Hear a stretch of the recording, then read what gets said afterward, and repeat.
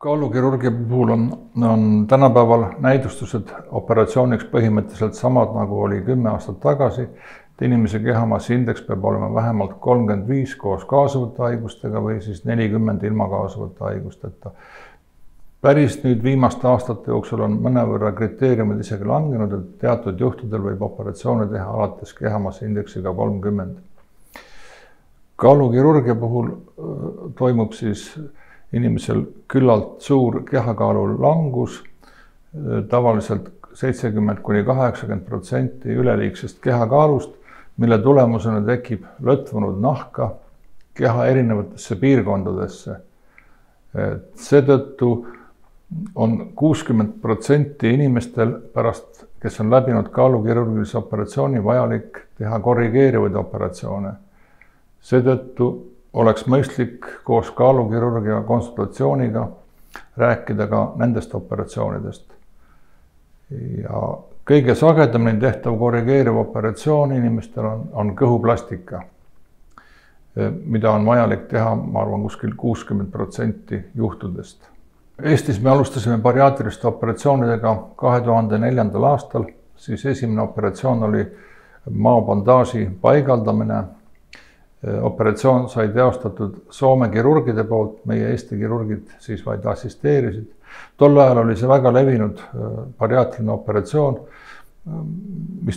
mille puhul oli küllaltki vähe komplikatsioone, ja kaalulangus esialgselt oli ka küllaltki hea, kuid aeg näitas, et see operatsioon ei ole siiski väga efektiivne. Tekkisid hiljem mitmed komplikatsioonid, refluksinähud, mistõttu neid bandaaže hakati eemaldama ja praeguseks on see operatsioon väga vähe levinud, võib-olla paaril protsendil inimestest, kes vajavad bariaatrilisi operatsioone, neid operatsioone vaid tehakse. Nüüdseks on pigem sagedasemad operatsioonid, ikkagi radikaalsemad operatsioonid, kas siis maomahtu vähendavad operatsioonid või siis maost möödajuhtivad operatsioonid, mida ka Eestis väga edukalt tehakse. Ja Eesti kirurgid, kes tegelevad bariaatriliste operatsioonidega, on viimase 10 aasta jooksul ennast väga edukalt koolitanud paljudes välisriikides. Ja praeguseks, ma arvan, on Eesti bariaatrilise kirurgi tase väga hea. Et meie poolt tehtud operatsioonid on sama heade tulemustega kui mujal maailmas tehtud operatsioonid ja komplikatsioonide sagedus samuti samaväärne võrreldav välismaal teostatavate operatsioonidega. Kui inimene pöördub kaalukirurgi vastuvõtule, siis ta peaks enda otsuse olema eelnevalt ikkagi väga põhjalikult läbi mõelnud, sest pärast operatsiooni enam tagasiteed ei ole ja operatsiooni tulemusena tekkivad muutused organismis on ikka pikaajalised ja eeldavad põhjalikke teadmisi sellest ja kõigist nendest muutustest, mis selle läbi organismis toimuvad. Kui inimene tuleb ikkagi operatsioonile, siis enamikus juhtudel me näeme taolisi situatsioone, kus inimene on aastaid endaga näinud vaeva, on kasutanud erinevaid kaalulangetusmeetodeid, proovinud erinevaid dieete, personaaltreenereid ja ikkagi ta kehamassi indeks on seal 32–33 ja tal tekivad igasugused psüühilised probleemid, enesehinnangu langus ja ta tunneb, et tal nagu muud lahendust ei ole. Sel juhul tõesti me oleme ikkagi neid operatsioone teinud ja pärast on inimesed ikkagi üldiselt olnud õnnelikud. Samuti juhtudel, kui kehakaal on väga suur, 150–160 kilo, siis muidugi tihtipeale ei ole ka muud varianti kui ainult operatsioon. Operatsiooni järgselt ikkagi tuleb arvestada juhtnööridega, mida patsient saab meie toitumisnõustajalt, opereerivalt kirurgilt, kogu meie personalilt. Kui neid juhtnööre jälgida, siis tegelikult tulemus on eeldatavasti hea. Et operatsiooni järgselt 2–3 nädalat on selline periood, kus toimub taastumine. inimene ei saa enam nii palju süüa korraga kui varem. Ja esialgu võib tekkida selline jõuetus, nõrkus ja mõnikord patsiendid muutuvad ka siis veidi ärevaks, kuid see mõne nädala möödudes see kaob ja selle järgselt juba patsientil, nad näevad seda kaalulangust, seda esimest tulemust, nende meeleolu paraneb ja nad muutuvad optimistlikuks. Tuleb meeles pidada seda, et operatsiooni järgselt muidugi tuleb tarvitada elukestvalt erinevaid vitamiine. Tänapäeval on need küll enamuses kõik ühes kapslis võetavad ja see on küllaltki mugav. Soovituslik on ikkagi suurendada ka füüsilist koormust, et saada soovitud tulemust ja veel paremat tulemust, kui me mõnikord isegi lubame. Ja peab arvestama sellega, et jäädavalt muutub inimese anatoomia. Näiteks maovähendusoperatsiooni puhul osa magu eemaldatakse ja seda enam tagasi panna ei saa mitte mingite meetoditega. Maast möödajuhtivate operatsioonide puhul on situatsioon veidi teine, et osade operatsioonide puhul on ikkagi võimalik anatoomiat taastada. See ei ole küll nii lihtne enam, kuid see on teostatav. Ja mõningatel juhtudel on see isegi vajalik, kui tekivad mingid tõsised ainevahetuslikud probleemid või vitamiinide puudus organismis. Aga reaalses elus oleme neid operatsioone väga vähe teinud. Samuti peab arvestama, nagu juba eelnevalt ütlesin, vitamiinide tarvitamisega, tervisliku toitumisega, ei tohi kuritarvitada alkoholi, mis mõjub pärast bariaatrilise operatsiooni eriti laastavalt ja võib tekkida isegi nagu alkoholisõltuvus. Samuti ei ole soovitatav suitsetada. Suitsetamine võib põhjustada maohaavandite teket ja sellest omakorda võib tekkida veritsusi ja mitmeid muid selliseid ebameeldivaid probleeme. Ohutegurid pärast bariaatrilise operatsiooni on kahesugused. Esmalt siis vahetult operatsiooni järgselt tekkivad probleemid ja hilisprobleemid, mis võivad tekkida juba kuude või aastate möödudes pärast operatsiooni.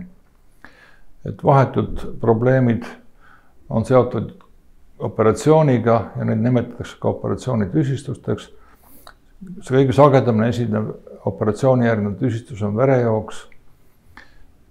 Vähem sagedamini esinev tüsistus näiteks leke Stapleri joonest, klambri joonest, kuid reaalses elus neid esineb suhteliselt harva,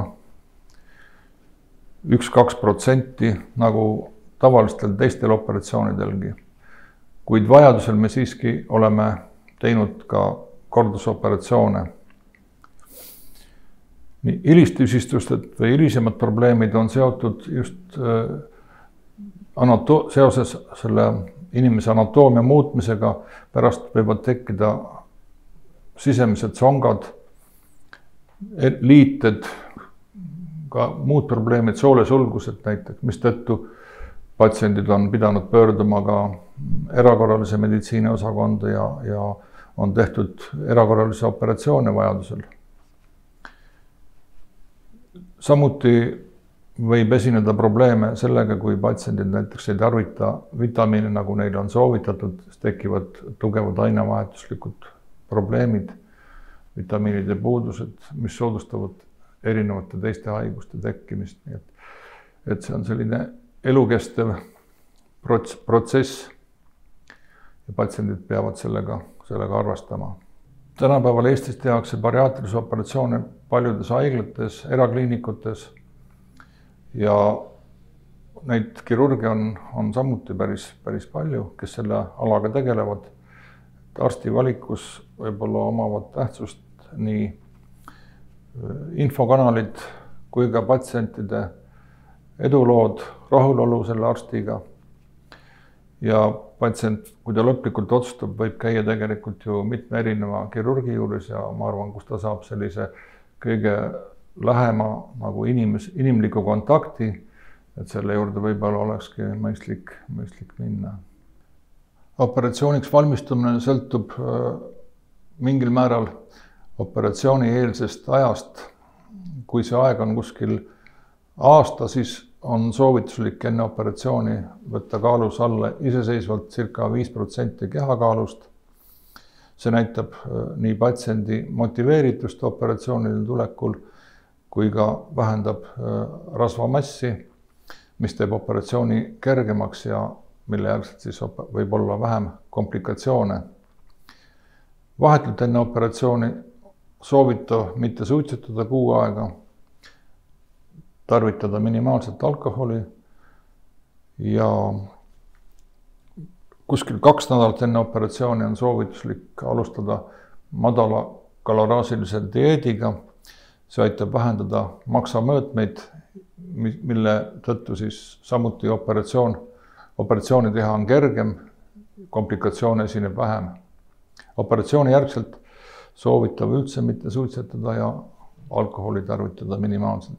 Taastusperioodil peab arvestama, et esialgselt võib esineda väikseid tagasilööke, võib tekkida nõrkustunne, inimene ei saa niiviisi juua enam suurtes kogustes nagu varem, ainult lonksude kaupa, samuti toidukogused on väga väiksed, esialgu organism ei ole sellega harjunud ja patsient võib muutuda pessimistlikuks, depressiivseks, kuid mõne aja möödudes need nähud kaovad, tekib esimene kaalulangus. Esimese kuu jooksul mõnikord võib see olla 5–10 kilo ja need joomistakistused ja söömistakistused vähenevad. Selle järgselt juba võib tekkida selline patsiendil heaolu, meeleolu tõus ja ka energia suurenemine. Ja pärast juba läheb ladusamalt ja suuri probleeme tavapäraselt enam ei ole, kui operatsioon on hästi tehtud ja õnnestunud. Ma räägiks 2 asja. Üks on selline kaugem minevik, tuli meelde, et see oli 31 aastat tagasi, kui oli samasugune ilm nagu täna, praegu jaanuarikuu. Me käisime kolleeg Jaan Kirsiga Saksamaal toomas Eestile esimest laparoskoopi. Tolle ajal veel ei olnud meil ravimfirmasid ja neid saada oli võimatu. Et niiviisi sai läbi sellise tänu isiklikele tutvustele väliseesti arsti doktor Rene Toomingaga sai see ostetud otse Saksamaa Tuttlingeni tehasest ja seal ka järel käidud ja läbi sellise talvise tuisu mikrobussiga mööda Saksamaad, Poolat ja Eestit õnnestus see tuua Mustamäe haiglasse. Nii sai tehtud ka esimene laparoskoopiline operatsioon Eestis. See oli veebruarist 1993. Et see on nagu pikaks ajaks on meelde jäänud, see on huvitav sündmus. Teine selline natuke humoorikas juhtum, et siin mõned aastad tagasi sai opereeritud ühte bariaatilist patsienti. Tavaliselt nad käivad järelkontrollil kuu ja 3 kuud hiljem pärast operatsiooni, siis 3 kuud hiljem ma küsisin patsiendi käest, et kas te juba natuke olete liikuma ka hakanud, et alati me soovitame sellist nagu liikumise suurendamist ja füüsilise koormuse suurendamist patsiendile. Ta ütles, et ta on kuulnud, et patsiendid räägivad pärast operatsiooni, et siis tuleb mingisugune teatud aja möödudes tuleb teil mingisugune energiapuhang. Tal seda veel tulnud ei ole. Et nii see oli selline humoorikas juhtum. Ja seetõttu ta pole veel liikuma hakanud.